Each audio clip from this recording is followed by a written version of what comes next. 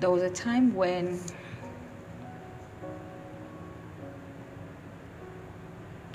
I never considered myself working for somebody. I was just comfortable with just being my own boss and running my business. I have a registered marketing agency, and apparently I get to be known on the social media platforms that I have for that particular kind of business. Most people who know me knows me as a marketing specialist who helps individuals and brands to push their businesses or the products that they sell or services that they provide out there for people to know about them, and at the end of the day they get to in turn make sales, right? Get more customers for their product. And for some persons they get to wonder, is it that I no longer run my marketing agency again? Why is it that most of the time I just get to talk about one training there or the other? Exactly what am I doing? The funny thing is, I'm not doing anything different from what I used to do. You are only seeing an additional service or another expression, if I may say, of who I am and of the things that I am doing, right? So I want to talk about something. There's this question that people often ask me: are you fulfilled working with somebody else? Don't you think that you are putting your dream or your company on the line working for someone else? Do you think that you'll be able to achieve whatever goals and aspiration that you have for yourself at the rate at which you are not focusing on it to the degree that you used to? Now you are more focused on another man's business and another man's dreams. And one thing I often tell people is this: what you do right now is not really what matters. What matters is where you are going to. And whatever it is that you have to do to help you get to where you are going, then you need to do it. It does not matter what it is. I often tell people that I would rather look stupid for now, right? And invest into myself and into whatever project that I may have to do for a short period of time, and in the long term reap the dividends of whatever investment that I put into it. Most people think that working as an employer or as an employee in an organization would stall whatever goal or dream that they have for themselves. Maybe they want to become a business owner. Maybe they want to go into partnership with another business, and they think that the 9-to-5 job that they do right now is going to stop them from achieving that dream, from fulfilling those aspirations. Well, the answer is yes, and the answer is no. The answer is yes if you do not do it the right way. And the answer is no, it is not going to stall you from achieving your goals or from achieving your personal dreams and aspirations, so long as you do it the proper way. Because the truth is, there's always a manner to achieve whatever plan that you have laid down for yourself, provided that you have a plan, provided that there is a goal. I've come to understand that every business needs liquid. Liquid means enough financial capital or enough financial resources to ensure that it's kept afloat. Because if you do not have enough liquid on the baseline to ensure that whatever it is that you are doing is run smoothly, and that supply is constantly made to every need that might arise in the business that you run right now, then there's no point setting up a business. There's no point calling yourself a business owner. Majority of the people are so drunken with the wine of being called a business owner. I run campaign a lot of times. Most of the time, lead generation campaign. And I've seen people call themselves CEO just because they manage a cake business, or they manage a small perfume business, or a small eatery that is not bringing in the expected revenue, and despite the fact that they pour in a lot into the business, and they do not even have enough budget to ensure that they are investing into their own personal development. They are not even equipped with the necessary skill sets to ensure that that particular business is kept afloat. So what is the point of being called? So what is the point of being called a business owner if you cannot keep your business afloat? What is the point of being called a business owner if you cannot constantly invest in personal development? What is the point of being called a business owner if you do not even have enough savings to keep your business afloat and to save you when there is a need for you to either expand or to add to whatever it is that you have in stock to expand your store? I've come to learn over time that running a business as a business owner is not only about the profits that you make.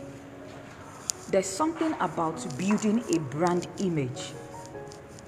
There's something about staying at the top of mind of every person that comes into contact with you. There's something about gaining visibility. There's something about increasing your relevancy as a business owner. There's something about increasing your capital net worth.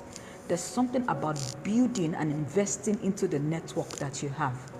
And if you do not understand all of these things, it will be very, very difficult for you to keep your business afloat. I understand that a number of persons that are on my timeline are people who have one business or the other. And there are also a few who are students, right? And there are also a few who are professionals who work in an organization. But one thing I know for a fact is this, that is very, very common to everybody: we want more. But if you know that you want more out of life, then I often tell people it is very, very necessary that you should be ready to invest into yourself.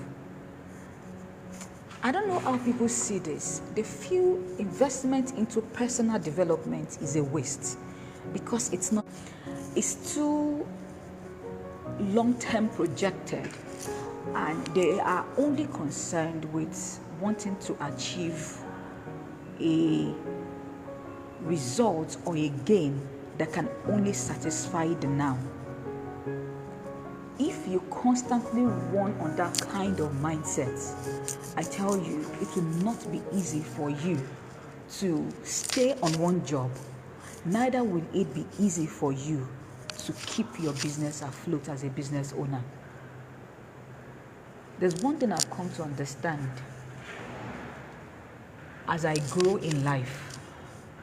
The more I invest in myself as a person, the more I invest into my personal ambitions, the more I invest into adding to my skills, the more I invest into building more capabilities and developing on it, the more I invest into trying to find new terrains that are not familiar to me, the more I am not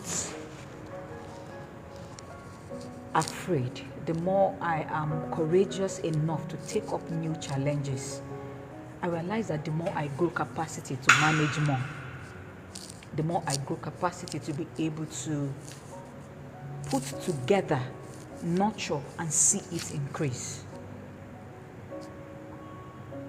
So basically, I would ask some persons, are you really, really comfortable with where you are? Do you just, I don't know how to say this. Many of us will do better on our business right now if we have a job, a 9-to-5 job that we are doing, that can be providing for us that liquid that we need, that's constant and reliable monthly salary, let me use it that way, that we need to be able to help us fund the business that we are doing right now as a side hustle. Many of us will do better if we can let our pride down and decide to take up that job that somebody has been telling us about, or that your family members has been talking to you about. Forget how they said it. Forget the manner with which they conveyed it to you. But the truth is, with the kind of economy that you are going through right now, a lot of small businesses would actually go down if they do not have a stream of income, right, that is helping them to fund the particular business that they do right now to keep it afloat. And the truth is, the only way, don't let me say the only way, I know there are places where we can always go to request for investments from venture capitalists or from individuals who have enough money in your family that you can always reach out to borrow you money, or you can always tell a partner to invest into your business and you give them some shares, and that allows you to be able to do something. But how about getting a job that gives you a guaranteed amount of money every month, and then you can then plan on that salary on how you can invest it into your personal business and you see it grow? How about you do a 9-to-5 job that gives you enough resources that can allow you to leverage on another person's time by hiring that person as your own staff, and you get to allow that person or those people that you would employ to do your job or to work on whatever project that you have. The truth is, many of us are better as managers, managing people to do a particular work for us, than we are being the one doing those jobs ourselves. And if we do not give our future a space by not trying to encroach on it, by being the only face that is going to be identified with it, the higher we understand that we can also leverage on other people to help us fund our business, the better. Because if not, you realize that the result that you are getting right now will not change.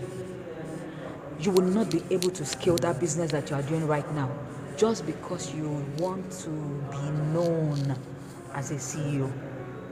You want to be known as a business owner. I'm on my break right now, and I just felt this thought has been lingering too long on my mind.